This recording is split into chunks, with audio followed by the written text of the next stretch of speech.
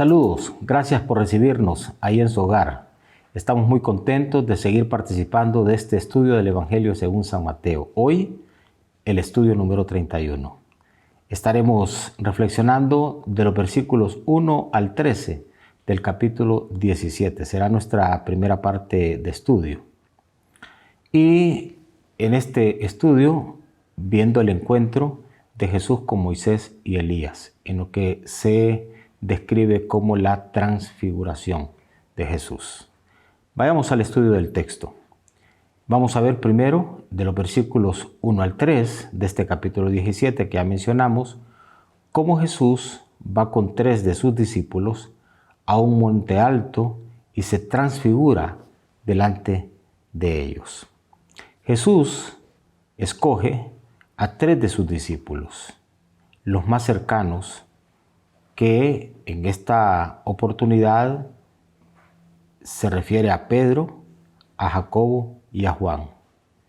Y con ellos sube a un monte alto, donde poder estar a solas, tener intimidad ahí con Dios y apartarse de la multitud que, como todos estamos conscientes y sabemos, había mucha gente que seguía a Jesús y Jesús siempre buscaba tener esos momentos para relacionarse con sus discípulos, para tener intimidad con Dios y para descansar un poco.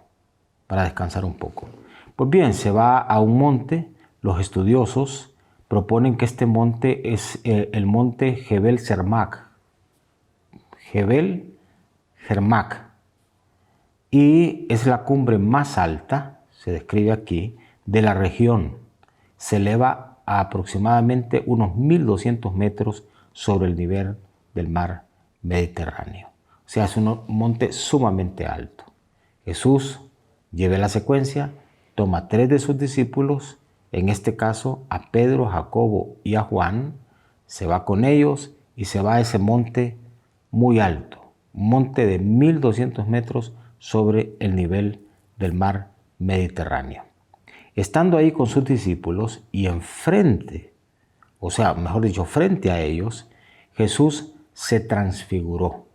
¿Qué significa eso? Que Jesús se transformó frente a ellos. Sufrió una especie de metamorfosis. Cuando uno lee en el original esa palabra transfiguró, lo que encuentra que en esencia esa palabra significa metamorfosis. Es decir, Jesús se transformó, sufrió una metamorfosis frente a estos 3 discípulos. Fue tal ese cambio que Jesús experimentó que la cara, dice el texto, le brillaba como el sol y su ropa se volvió tan blanca como la luz misma.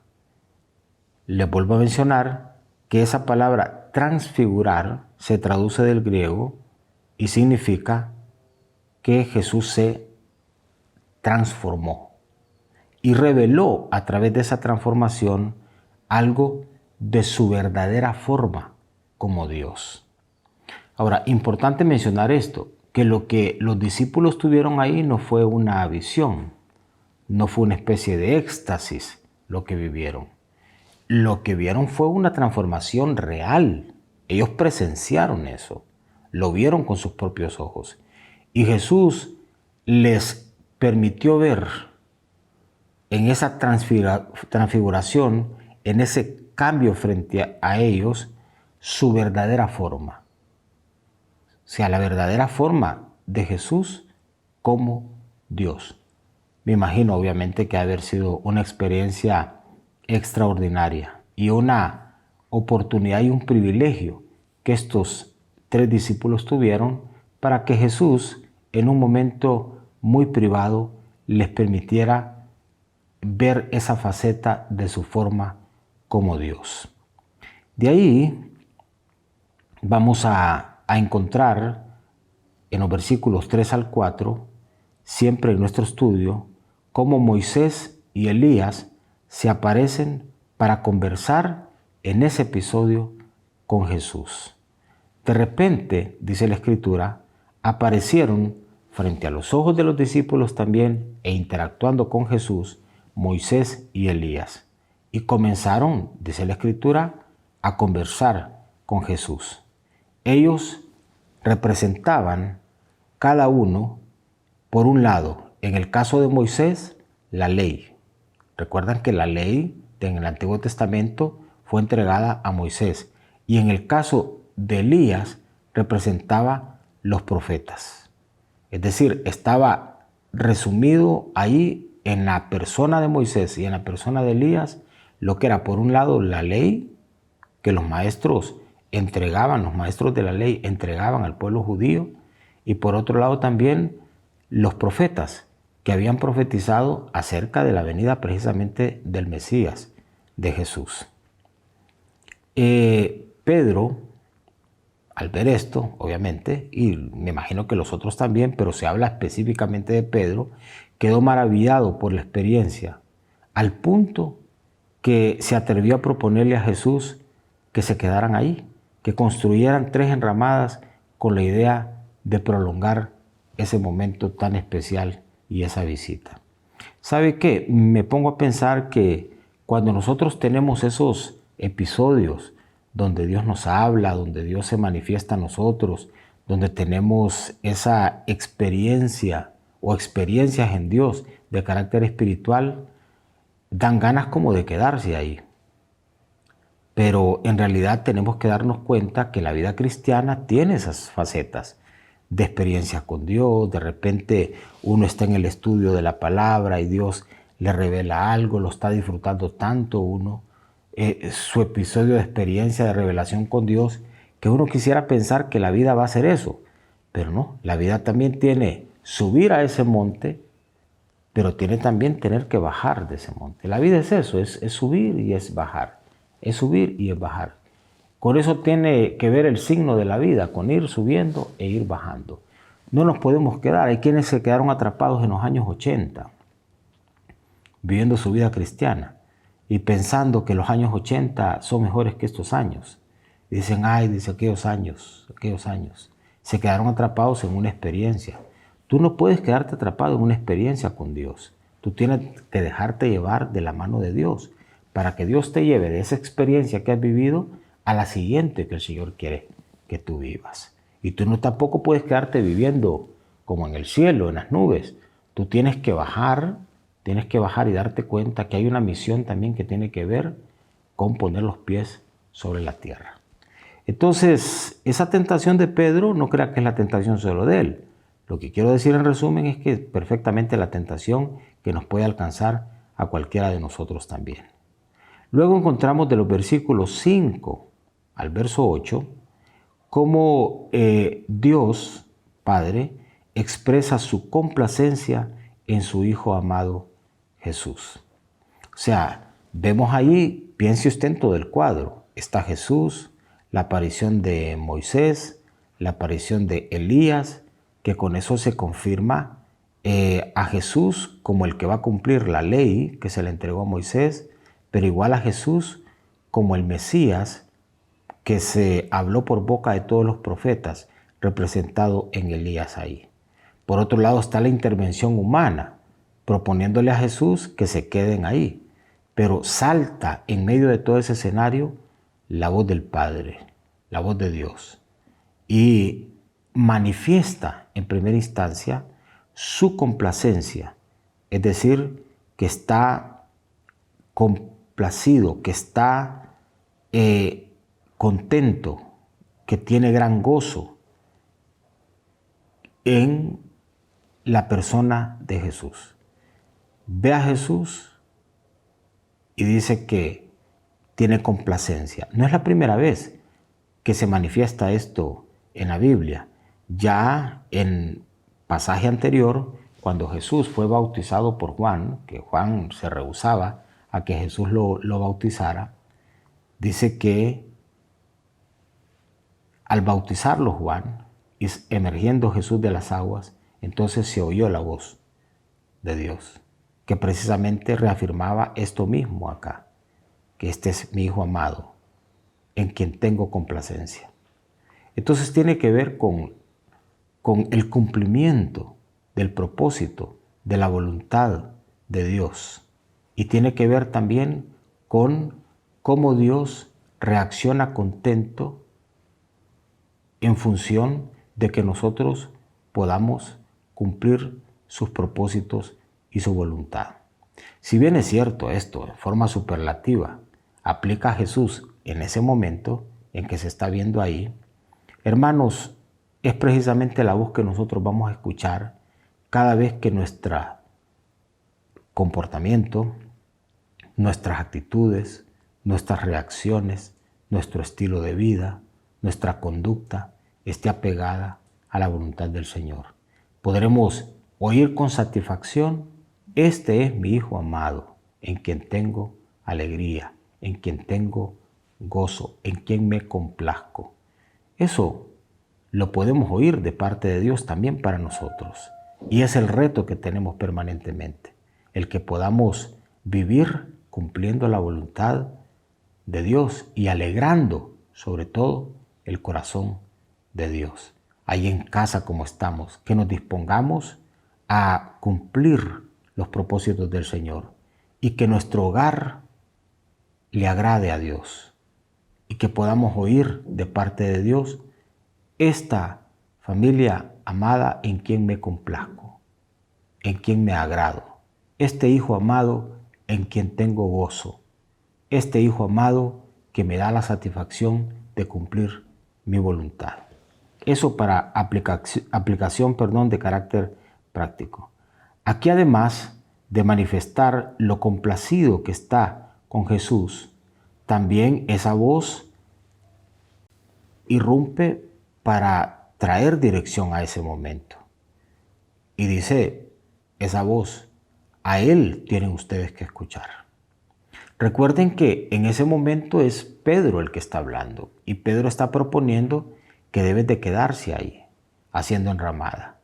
Entonces, esa voz es la voz de la voluntad de Pedro, de la voluntad del individuo, de la voluntad de aquel que cree tener el enfoque correcto. Sin embargo, qué importante es que por sobre la voz nuestra, sobre el criterio nuestro, irrumpa siempre la voz de Dios para venir y poner las cosas en perspectiva.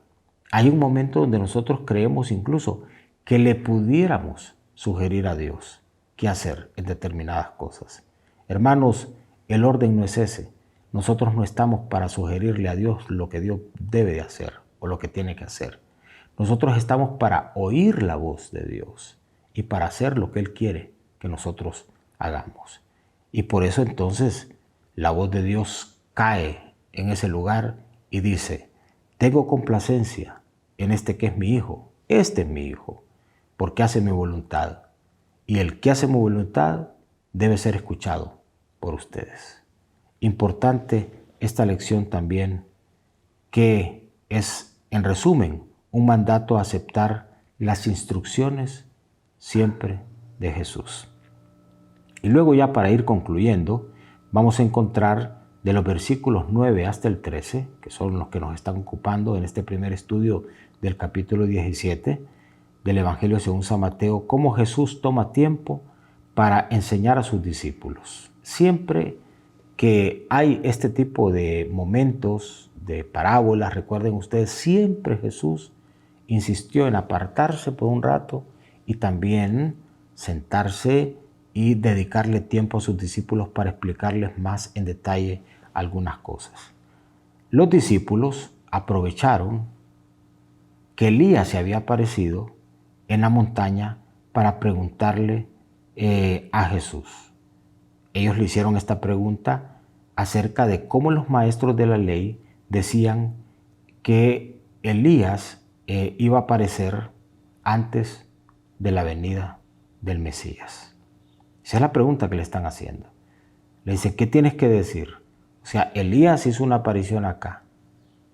Y los maestros dicen que Elías iba a ser una especie de precursor, que iba a hablar, iba a crear condiciones, iba a abrir camino para que apareciera el Mesías.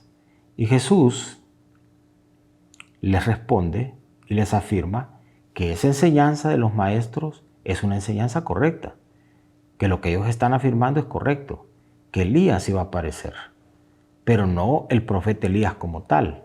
Y Jesús les menciona que lo que ocurrió es que Juan el Bautista fue una especie de Elías,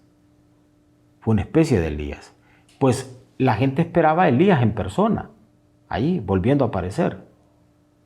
Por eso los discípulos relacionaron una cosa con la otra. Pero Jesús les dice, no es Elías apareciendo. Es Juan con el espíritu de Elías, con esa actitud de Elías, de profeta, hablando acerca de la venida del Mesías. Juan creó condiciones para que yo apareciera. Sin embargo, les dice Jesús, a Juan no lo recibieron, al contrario, lo maltrataron y lo mataron. Y aprovecha ahí para conectar esa idea con lo que precisamente va a pasar con él también. No solo maltrataron al profeta que anticipó y creó condiciones para la llegada del Mesías, en este caso Juan el Bautista, sino también Jesús les dice, igual maltratarán al Mesías mismo. Y les revela entonces acerca de cómo él también lo iban a tratar mal, cómo a él también lo iban a despreciar y cómo él también habría de sufrir. Bien, con esto vamos concluyendo el versículo para reflexionar y memorizar. Siempre recuerden, ustedes pueden seguir un rato más en familia reflexionando acerca de esto. Yo sustraigo los elementos más puntuales de nuestro estudio. Usted lo puede seguir reflexionando. Pero hay un texto en particular que quiero dejar con ustedes. Mateo capítulo 17, verso 5 dice, una nube de luz los cubrió, y desde la nube se oyó una voz que decía, este es mi Hijo amado en quien me complazco. Escúchenlo, escúchenlo. Bien, a orar, a dar gracias a Dios, a adorar juntos y a honrar al Señor con nuestros bienes. Haga por favor llegar lo que entrega el Señor a nuestra iglesia. Hay un buzón permanentemente durante la semana para que usted, cuando le toque movilizarse, pueda hacer llegar esto que Dios ha puesto en su corazón para honrar al Señor con sus bienes. Oramos. Padre, te damos gracias. Gracias por esta, Señor, experiencia de nuestro estudio, donde te vemos a ti, Señor, manifestando esta importante revelación para tus discípulos que nos alcanza a nosotros. Gracias por enseñarnos que Jesús no solo era hombre, era Dios también. No solo era Dios, era hombre en ese momento. El gran misterio de Dios haciéndose hombre. Y los discípulos pudieron ver no solo al Jesús hombre, sino al Jesús Dios en esa oportunidad. Y cómo en la persona de Jesús se cumplía la ley entregada a Moisés y las profecías entregadas a los profetas, personificado eso en la aparición de Elías. Y gracias que nos orienta, Señor, para que no nos quedemos atrapados en experiencias espirituales, sino que siempre sigamos la ruta de tu voluntad perfecta, Señor, y que te escuchemos constantemente. Las experiencias espirituales nada más son momentos que nos entregas para nuestra edificación, nunca para quedarnos atrapados en ellas. Y gracias, Señor, que en ti se cumple lo que es la bendición para nosotros, no solamente en términos del hoy, sino también del futuro. Y gracias, Señor, por tus bendiciones. Las recibimos en esta hora. Cada hogar, cada persona que ha estado al alcance de mi voz a través de este estudio, reciba bendición del Señor y escuche sin estorbo la voz de Dios y cumpla con la fuerza del Señor la voluntad del Dios que nos ha llamado. Te honramos con nuestros bienes, Señor, en esta hora también, con mucha gratitud y con amor te entregamos. Y nos disponemos también a cerrar este momento adorando en familia y bendiciendo tu nombre. En el nombre de Jesús. Amén y amén. Bien, les bendigo en esta hora y el próximo jueves, Dios mediante, nos reencontramos.